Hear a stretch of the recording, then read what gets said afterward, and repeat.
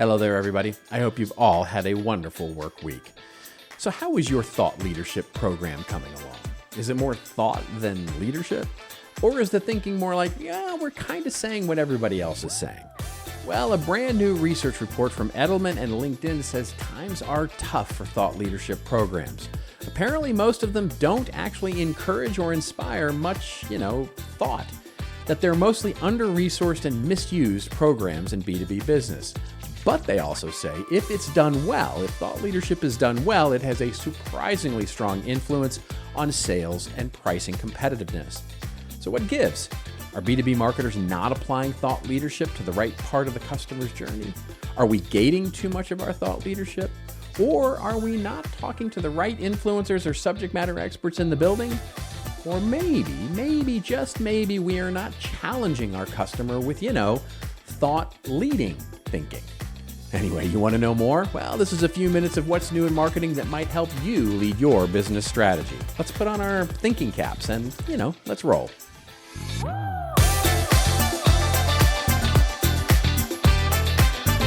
Hello, everybody. Robert Rose here with What's New in Marketing. It is what's new in marketing, but most importantly, it's what's important that we think may help you become a better leader.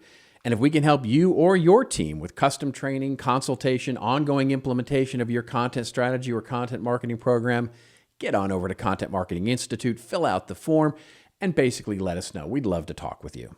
So in B2B marketing, thought leadership has been front and center of our strategy for, ever.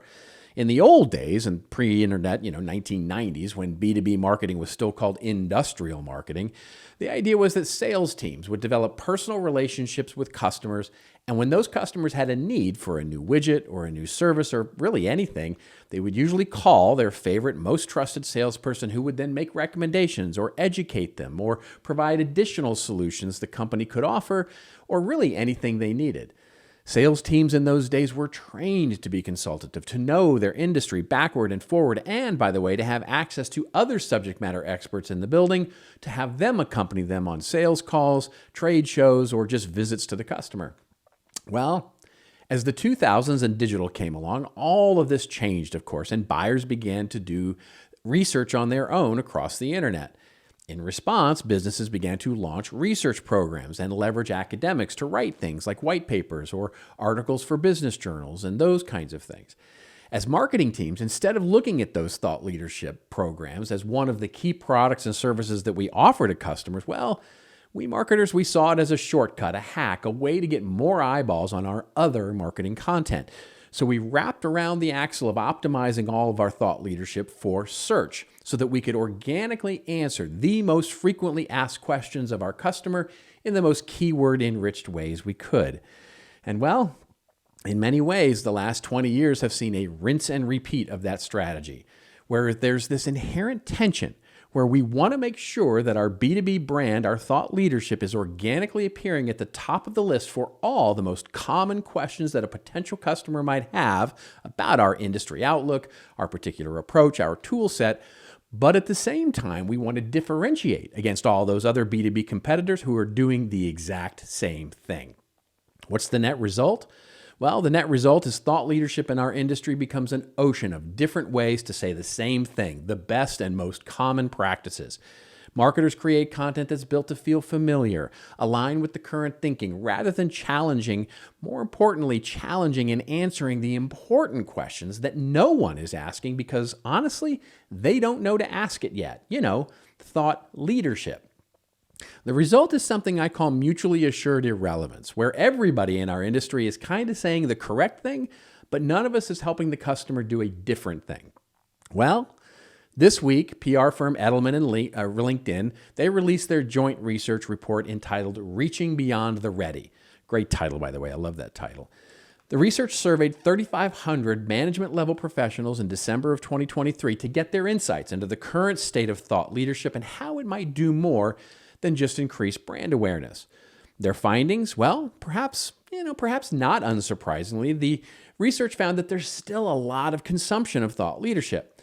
Over half of both decision makers and C-suite leaders consistently consume more than an hour per week of thought leadership content. That's good.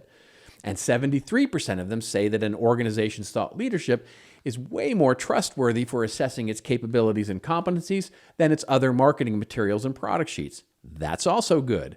And yet, only 15% of these same companies feel like the thought leadership that they consume is very good or excellent. That's not so good. So as the research points out, what seems to be missing is the actual leadership part of thought leadership.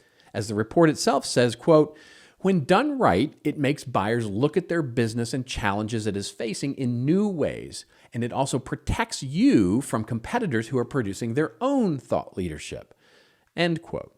Said another way, well, it's not answering the frequently asked question, it's providing the rarely given answers, the RGAs as I like to call them. The report makes reference to businesses not really understanding the measurement of thought leadership and how the main barrier to producing more effective thought leadership is, well, it's under-resourced. The research found 50% of producers of thought leadership saying it's an under-resourced part of their marketing program. But I think that resources thing, I think it's mostly the symptom. I mean, I have too many resources and too much money, said no marketer ever, so that's always been a challenge. Rather, I think the real challenge is something that's slightly different. Most B2B businesses still see their thought leadership program as a short-term marketing campaign to generate demand or leads at the top of the funnel. Or they see it as a brand-building exercise to simply get more eyeballs and attention on their website or whatever it is they want to get more eyeballs and attention on. What they don't see it as is a service, a product, an offering that they should treat as importantly. It's as, or I might argue in some cases, more important as the product or service that they put into the marketplace. Put simply, a great thought leadership program deserves the same level of attention as our best product, our best professional services offering, our best training. It deserves its own PR strategy. It deserves a paid media strategy. It deserves internal communications to get everybody on the same page. Now, that doesn't necessarily mean more, as in more money or more resources. All right, maybe it does ultimately, but that's not the key. The more isn't the key. That's just what it means is that we take the time to make our thought leadership program a business strategy and not just a marketing tactic that's designed to give us more, attention at the top of the journey. As the research points out, an effective thought leadership approach has 3 key attributes. It has strong research and data, it helps buyers understand their business challenges, and it offers concrete guidance. When I read that, I read it's developed on the base of an intricate understanding of what our customer needs, not what they're asking for. It provides immediate value, and it is differentiated based on our brand's take or opinion or point of view on the world. In other words, it's one of our core offerings. Let's treat it that way. And that, well, that's hopefully a unique point of view that's a few minutes of what you need in marketing. And remember, everybody, it's your story to tell. Let's treat it like the wonderful, valuable thing that it is, and we can't help then but to tell it well. I'll see you next week.